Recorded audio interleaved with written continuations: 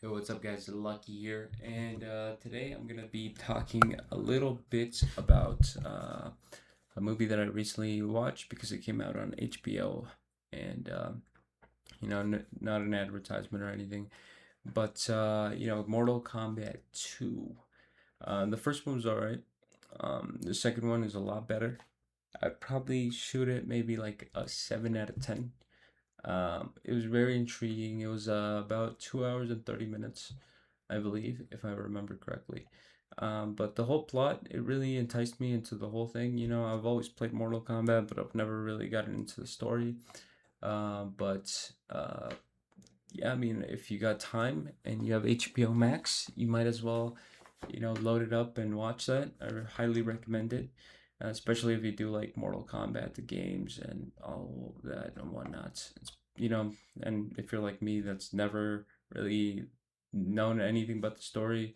Hopefully, this is canon and it's kind of similar to the games. But yeah, now at this point of the video, it's gonna be all spoilers. So let's get into it. Sorry, my hair is getting my eyes. Oh, by the way, I got a big old pimple right there. So we got Shao Kahn. Well, before we get in there, I want to talk about Johnny Cage, the main character of this movie. So he's Butcher from The Boys. His real name is Carl Urban. And there's a lot of people that have said that he would have been the person for this role would have been Anthony Starr, Homelander. It would have been better Johnny Cage. And I thought that as well before and at the beginning of this movie, but he really started growing on me as Johnny Cage, and he was actually pretty great in this movie. This is, I believe, his biggest role in anything, so that's pretty good that some of the boys actors got more work after that.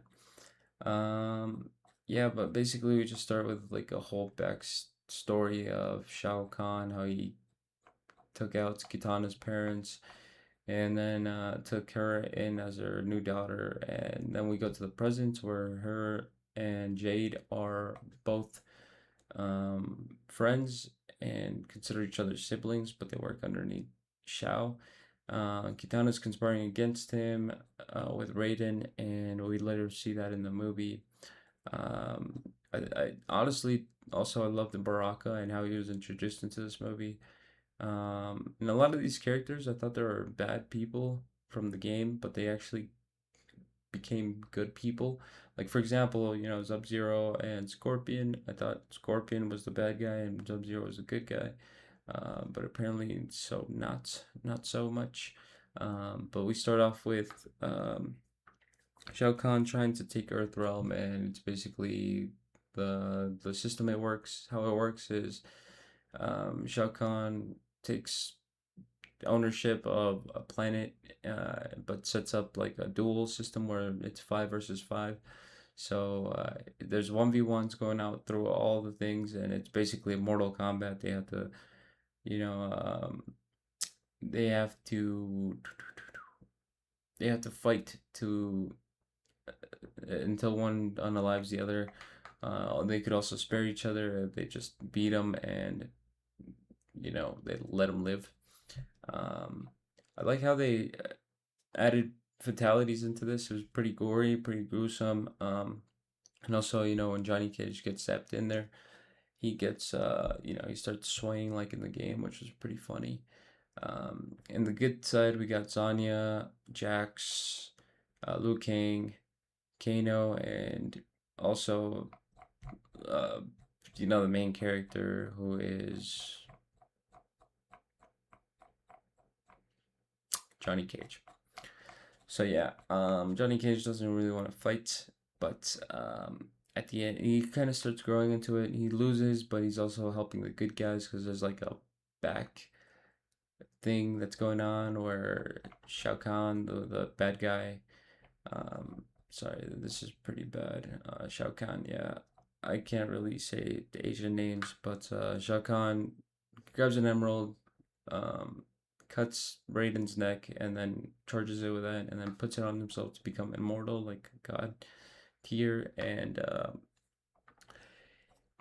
basically everyone else that's lost has to go and fight for this. Well, not everybody, just all the good guys go and set up a plan to go into Shao Kahn's dimension, or how they call it here, realm, and take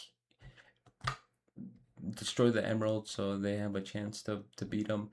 Shao Kahn revives a lot of people like Kano because I guess he passed out in quotation marks because I can't say some certain words because then they'll be flagged, as you all know.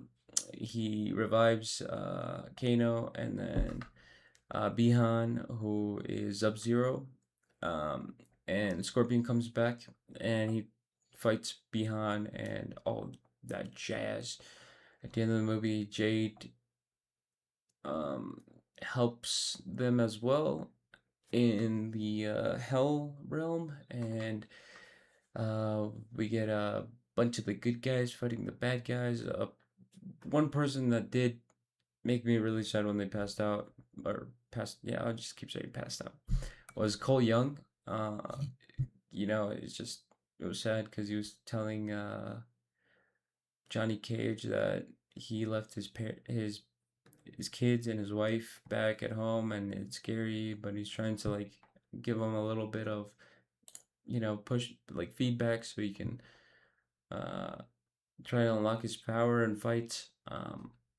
Johnny Cage doesn't get his powers until the very end, which was pretty upsetting, and he also did not fight Shao Kahn. um we also get revived the Dark Kung Lao, which is, I believe, the guy with the head thing that fucking revolves. But yeah, all in all, it was a pretty fun fight movie, and I do like how they fleshed out these characters. I love Jax as well. He also passed out, and his was pretty sad as well. But Sonya basically frees uh,